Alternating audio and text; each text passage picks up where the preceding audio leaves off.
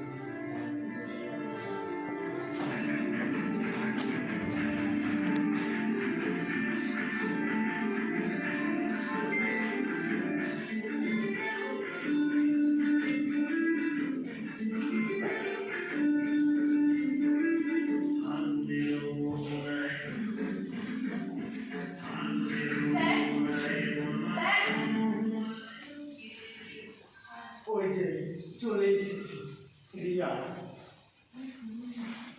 আরে এসো এসো, আরে আমি তো তোমারই অপেক্ষা করছিলাম, কিন্তু এত দেরি করলে যে?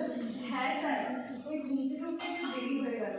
স্যার, আর তো কাউকে দেখছি না, আর কেউ আজ আসবে না? না রিয়া, আজ তো আর কারো আসার কথা নয়। শোনো রিয়া, তোমাকে তো একটা কথা বলাই হয়নি। সামনের মাসে একটা অনেক বড় প্রোগ্রাম আছে, সেই প্রোগ্রামে তুমি আমার সাথে নাচ করবে। সত্যি স্যার? একদম সত্যি রিয়া। এবার নাও, ব্যাগটা রেখে চট করে রেডি হয়ে নাও, মিউজিকটা আমি অন করে আসছি।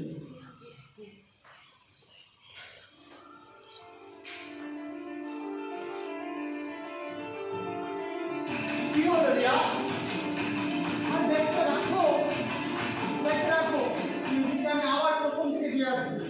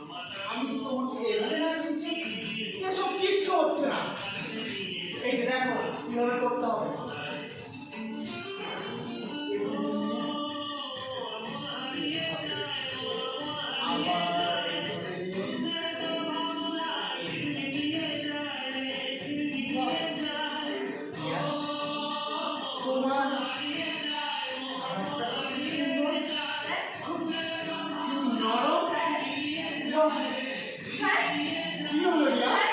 নাচিয়েছো? কেন এরকম করছো রিয়া? বাহ, সুন্দর হাত তোমার রিয়া। কি হলো?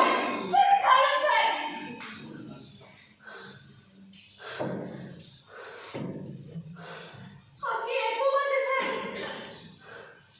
আপনার কাছে আমি আর কখনো নাচি চাইবো না। আপনার কথা আমি সবাইকে বলে দেবো স্যার, সবাইকে বলে দেবো। সেই স্যার, আপনার কথা আমি সবাইকে বলে দেবো। যেও না রিয়া, যেও না। তোমার কথা কেউ শুনবে না রিয়া, কেউ শুনবে না। আর আর আমি তোমার গুরু, গুরুকে উপেক্ষা করতে নেই। তোমার কথা কেউ বিশ্বাস করবে না রিয়া, কেউ না। মা, মা, কি ওখান থেকে চাটাচ্ছিস কেন? কি হয়েছে বল? মা, আমি আর ওই নাচের স্যারের কাছে নাচ শিখতে যাবো না। কেন?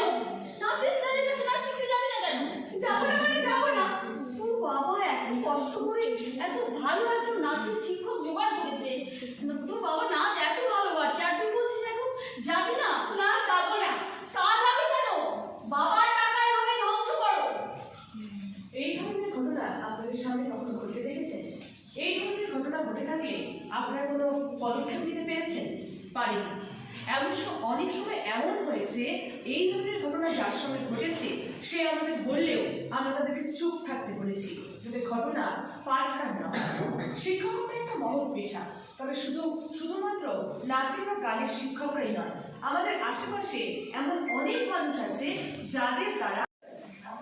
তোকে এমন মনমরা লাগছে কেন রে? কি হয়েছে তোর? তুই পড়ে যেতে বলি, কোনো ভুল বুঝবি না। বাড়ি আমি না তোর বন্ধু, আমায় বলবি না তো আর কাকে বলবি? স্যার আমাকে একা ঘরে ডেকে নিয়ে গিয়ে আমার সাথে অসভ্যতা করেছে। বলিস কি রে? বাইরে থেকে দেখলে তো তেমনটা মনে হয় না। এই লোকটার ভিতরে এত গন্ডগোল। ছি, তুই কোনো চিন্তা করিস না রিয়া, এর জন্য আমাদের দেশে আইন আছে, যৌন অপরাধ বিরোধী শিশু সুরক্ষা আইন বা পক্সো আইন। আচ্ছা, তুই তোর বাড়িতে এসব ঘটনা জানিয়েছিস? অন্তত তোর মাকে? না রে, সাহস পাইনি। আচ্ছা, আমাকে যদি ভুল বলছে? না জানিয়ে তুই ঠিক করিস নি রিয়া। এই ধরনের ঘটনা যত চেপে রাখবি তত বাড়তে থাকবে। আজ তোর সঙ্গে হয়েছে, কাল অন্য কারোর সাথে হবে। তাই এই ধরনের লোকের কঠোর শাস্তি হওয়া প্রয়োজন। আর জেনে রাখ, এই ধরনের ঘটনা ঘটলে থানায় এফআইআর করা যেতে পারে, বা 1098 চাইল্ডলাইন নাম্বারও জানতে পারিস, বা শিশু সুরক্ষা সমিতিতেও। যা রিয়া, তুই বাড়িতে গিয়ে সবটা বল। আমার খুব ভয় করছে রে। তুই কেন ভয় পাচ্ছিস? এই ক্ষেত্রে তোর তো কোনো দোষ নেই। আর পক্সো আইনে বলা আছে, এই রকম যৌন নিগ্রহের যে শিকার তাকে কিছু প্রমাণ করার দরকার নেই, বরঞ্চ যে দোষী তার দায়িত্ব নিজেকে নির্দোষ প্রমাণ করা। যা রিয়া, তুই বাড়ি থেকে সবটা বল। আচ্ছা, আমি কি তোর সঙ্গে যাবো কাকিমাকে বোঝাতে? না না, তুই আর আমি যে ভালো বন্ধু, তাই আমার ভালো মানতে চায় না। আচ্ছা শুনি, আমার কথা কি কেউ শুনবে? শুনবে। আমাদের কথা শোনার জন্য প্রতিটি গ্রামে চাইল্ডলাইন আছে, শিশু সুরক্ষা সমিতি আছে, পুলিশ আছে, আর এদের কর্তব্য শিশুদের কথা শোনা। তাই যা রিয়া, বাড়িতে গিয়ে সবটা বল। আচ্ছা রিয়া, শোন, আমরা অন্যের সাথে নিয়ে কি পরামর্শ নিতে পারি না? না না, আমি আগে মাকে জানাই। আচ্ছা, তোর যেটা ভালো মনে হয়। আসছি। রিয়ার বন্ধু সমীর যেভাবে রিয়াকে সমর্থন করলো সেটা একটি যথার্থ বন্ধুর পরিচয়। এই বয়সের ছেলেমেয়েরা যে কথা বাবা মার কাছে বলতে পারে না সেটা নির্দ্বিধায় এক বন্ধুর কাছে বলতে পারে। এই ধরনের ঘটনার কঠোর শাস্তি আছে। পক্সো আইনে এই ধরনের ঘটনার শাস্তি নিশ্চিত। আমরা অনেকেই ঘটনার সূক্ষ্ম বিষয়গুলো চিহ্নিত করে উঠতে পারি না, তাই বড় কিছু না ঘটলে আমরা তাকে অপরাধ বলে গণ্যই করি না। এই ধরনের ঘটনা ঘটে থাকলে চুপ না থেকে সরব হও, থানায় এফআইআর করো, প্রয়োজন হলে 1098। চলো সবাই আমরা একসাথে বলি 1098 চাইল্ডলাইন নাম্বারে জানাতে পারো তোমাদের গ্রামের শিশু সুরক্ষা সমিতিতে। কোথায়? শিশু সুরক্ষা সমিতি। চলো দেখিনি এই ঘটনার পর কি করে রিয়ার বাবা মা।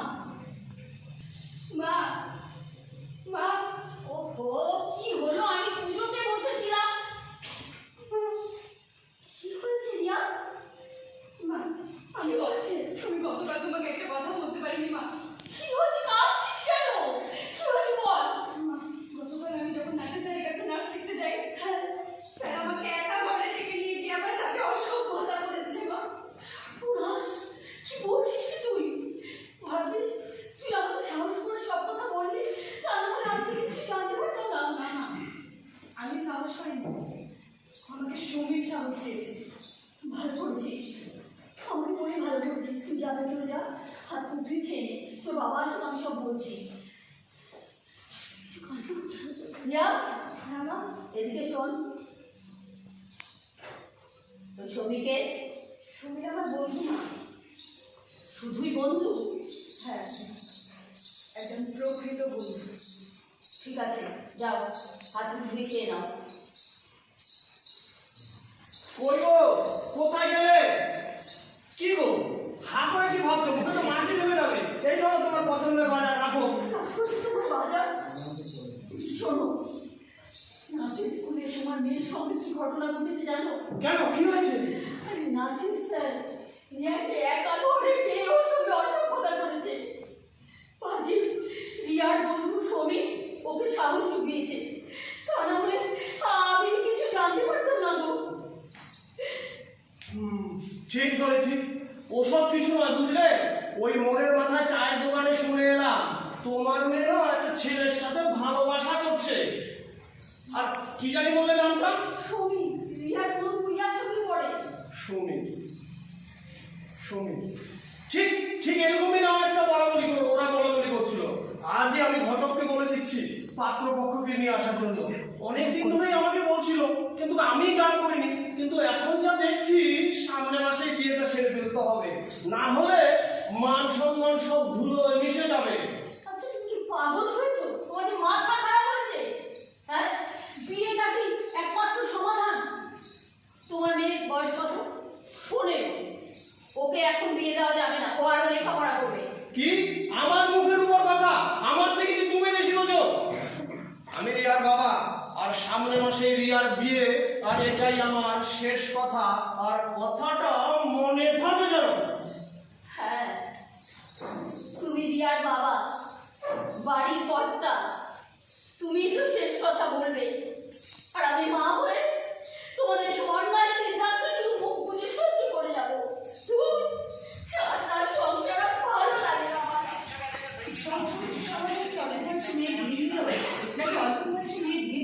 সমস্যা ভারী একমাত্র ছেলে, যেতে মানে বলছিলাম এমন ছেলে লাখে একটা, একেবারে হিরের টুকরো। তুই বলছিলাম কি ওই ছেলেটাকে কি করে?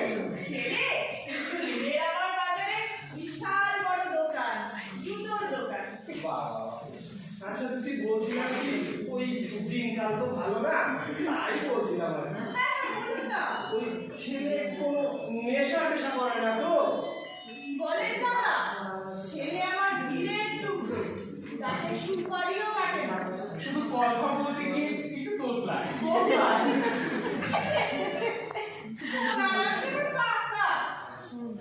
বলছিলাম না, মেয়েকে আনার ব্যবস্থা করুন, আমাদের আবার বেশি সময় নেই। ঠিক আছে, ঠিক আছে। কই গো রিয়ার মা, রিয়াকে নিয়ে এসো। আসছি আসছি, আরে চল না রে, দেখে কি বিয়ে হয় না, দেখে চলে যাবে।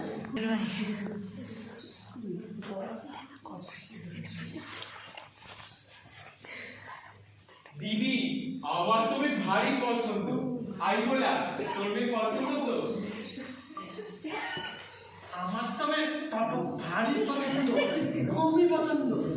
ছোট মামা, আমার মেয়ে খুব পছন্দ হয়েছে, এমন লক্ষ্মীবন্ত মেয়ে এদিকে পাওয়াই যায় না।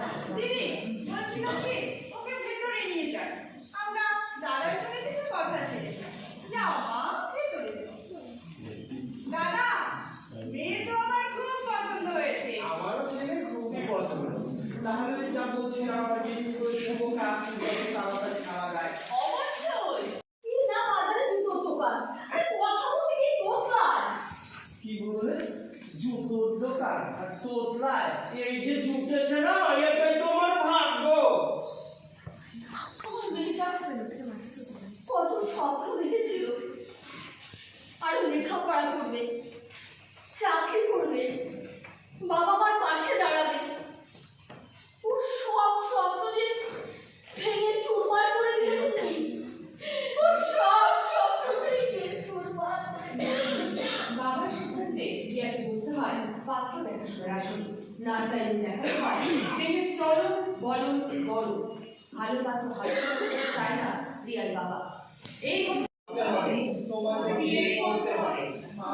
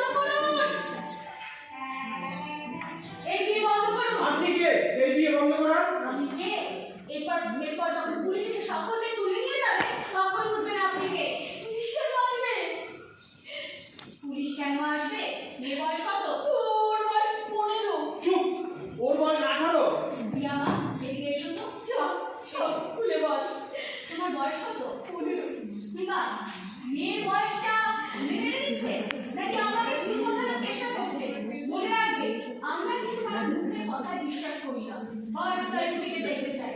এই যে ছেলের বয়স কত? 20 না, আপনারাই দেখুন 20 বছরের ছেলের সাথে 15 বছরের মেয়ের বিয়ে। এই যে পুরুষ মশাই কোথায় পালাচ্ছে? আগে না, ওম শান্তি। বয়স জানতে চায়? আগে না, ওম শান্তি। কখনো জানতে চেয়েছেন? আগে না, ওম শান্তি। তাহলে জেনে রাখুন 18 বছরের নিচের মেয়ে এবং 21 বছরের নিচের ছেলের বিয়ে আইনত দণ্ডনীয় অপরাধ। এই অপরাধের শাস্তি 1 লক্ষ টাকা জরিমানা এবং 2 বছরের জেল। ও তোমরা কি ভাবছো বিয়ে বাড়ি যাবো, খাবো দাবো, বাড়ি চলে আসবো? তা কিন্তু হবে না। এই রকম বিয়ের সাথে যারা যারা যুক্ত রয়েছে সবারই একই শাস্তি বরাদ্দ। আচ্ছা, আজ তাহলে আমি চলি। আমাকে অনুমতি দিন। আপনি কোথায় যাবেন? বাড়ি গিয়ে গঙ্গা জলে স্নান করতে হবে। না জেনে বুঝে কত বড় একটা ভুল করতে যাচ্ছিল। না না, আপনি যাবেন না। আপনি চলে গেলে আমার মেয়েটা লগ্ন ভ্রষ্ট হবে। আপনি যাবেন না।